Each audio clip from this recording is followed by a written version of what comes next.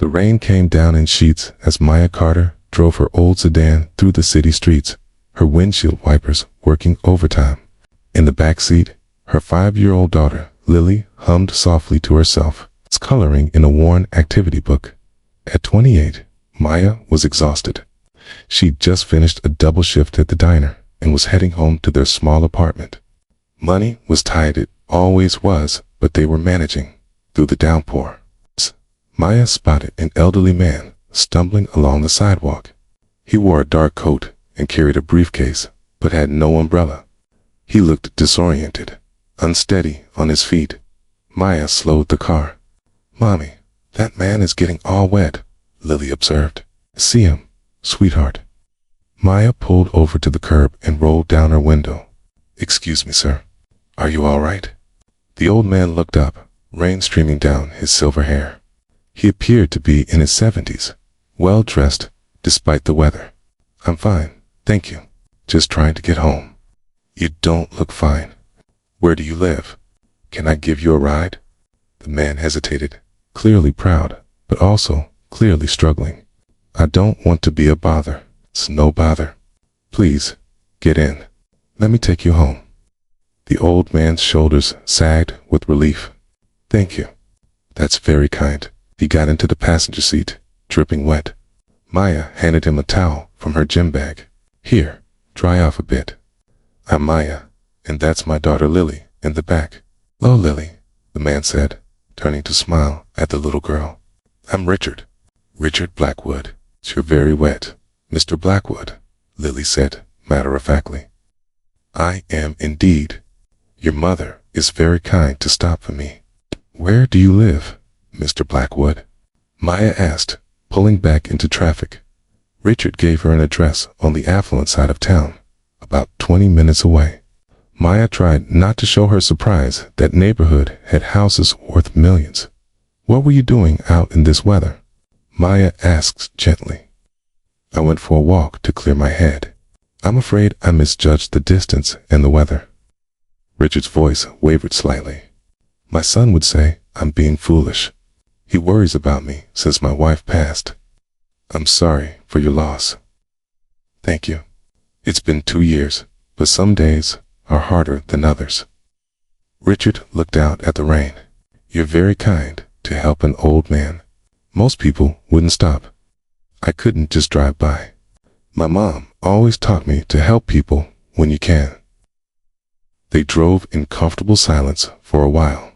When they reached the address, Maya was stunned. The house, more of a mansion, sat behind tall gates with a long driveway. "This is beautiful," Maya said. "It's too big for just me now," Richard said sadly. "But my son insists I stay here with their security and staff." He pulled out his wallet. "Please, let me pay you for the ride and your kindness." "Absolutely not. I'm just glad you're home safe. You won't take money. Then at least take my card. If you ever need anything, please call." Maya accepted the business card, more to be polite than anything else. "Take care, Mr. Blackwood. Get warm and dry." "Thank you, Maya. And Lily, you keep being a good girl for your mother." The next morning, Maya was at the diner pouring coffee when a man in an expensive suit walked in. He was maybe in his early 40s, with graying hair and sharp eyes that scanned the room. "Are you Maya Carter?" he asked, approaching her. Maya felt a flutter of nervousness. "Yes, can I help you?" "I'm Alexander Blackwood. You helped my father last night." "Oh, is he okay?" "I was worried about him." Alexander's stern expression softened slightly. "He's fine, but I need to speak with you. Is there somewhere we can talk privately?" Maya's boss allowed her to take a break, and she led Alexander to a booth in the corner. "Miss Carter, my father told me what you did last night, driving him home, refusing payment, showing genuine kindness." Alexander paused. "Do you know who my father is?" He said his name was Richard Blackwood. Richard Blackwood is the founder of Blackwood Industries. He's worth approximately $3 billion. Maya's mouth fell open. "I had no idea. He was just a kind old man who needed help." "Exactly. And that's why I'm here." Alexander pulled out a folder. My father has been struggling since my mother died. He's become withdrawn, sometimes confused. His doctors say he has early-stage dementia. Last night was the first time in months I've seen him genuinely happy when he came home. He talked about you and your daughter, about your kindness, for an hour. I'm glad he got home safely, but I'm not sure why you're telling me this, 'cause I want to offer you a job.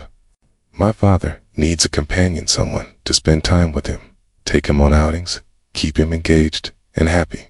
Someone who sees him as a person, not as Richard Blackwood, the billionaire.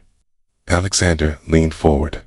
I've hired professional caregivers, but he doesn't connect with them. But he connected with you, Mr. Blackwood. I'm flattered, but I'm not a trained caregiver. I'm a waitress with a 5-year-old daughter, I know. But you have something more important than training. You have genuine compassion. And my father loved meeting Lily. He mentioned several times how much she reminded him of my daughter at that age.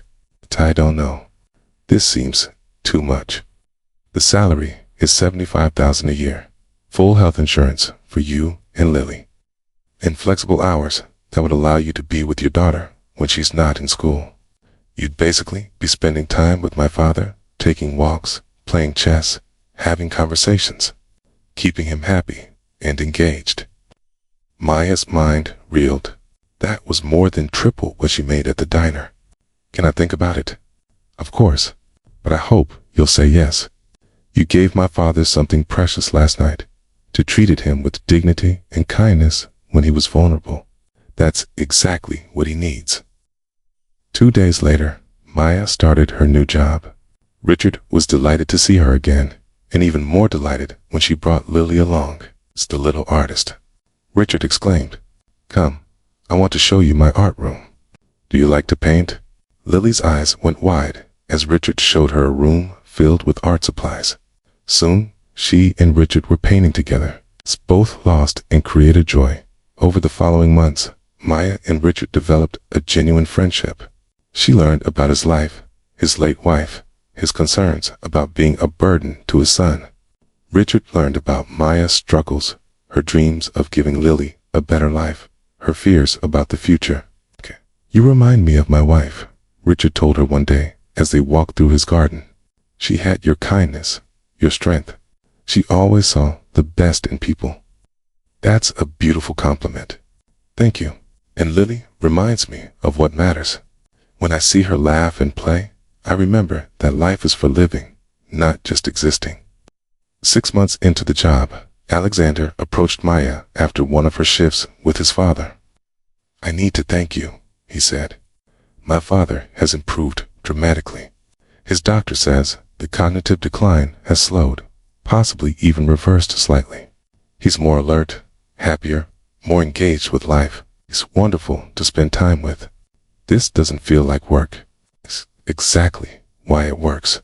But I need to tell you something else." Alexander handed her an envelope. "My father has updated his will. He's leaving you a trust fund of $500,000 and a college fund for Lily." Maya felt dizzy. "What? No, I can't accept that." "You can, and you will. My father is clear-minded enough to make his own decisions, and he insists. He says you gave him his life back. That's worth more than money to him. But I just treated him like a person, like he matters, exactly. And in a world where people saw him as a dollar sign or a responsibility, you saw him as Richard. That's priceless." Years later, after Richard passed peacefully in his sleep at 83, Maya stood at his funeral with Lily, now a teenager. Alexander approached them. "Thank you for being here, and thank you for giving my father 7 wonderful years. He was happy because of you. He gave me far more than I gave him. He taught me that kindness creates connections that transcend money or status. He taught Lily that everyone deserves dignity and respect. He loved you both like family. That's why his trust fund is now active for you, and why Lily's college fund will cover any school she wants to attend." Maya looked at the casket where Richard lay, remembering the rain-soaked old man she'd picked up that night. "I picked him up," because it was the right thing to do.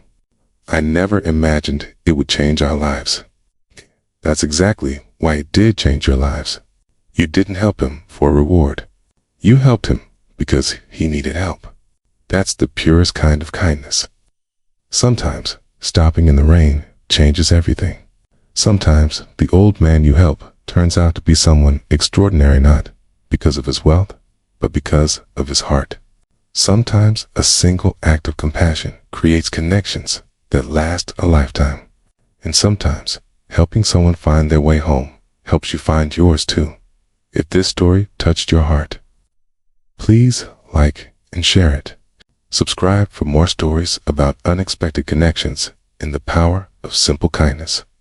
Leave a comment about a time when helping someone led to something unexpected. Your stories inspire us all.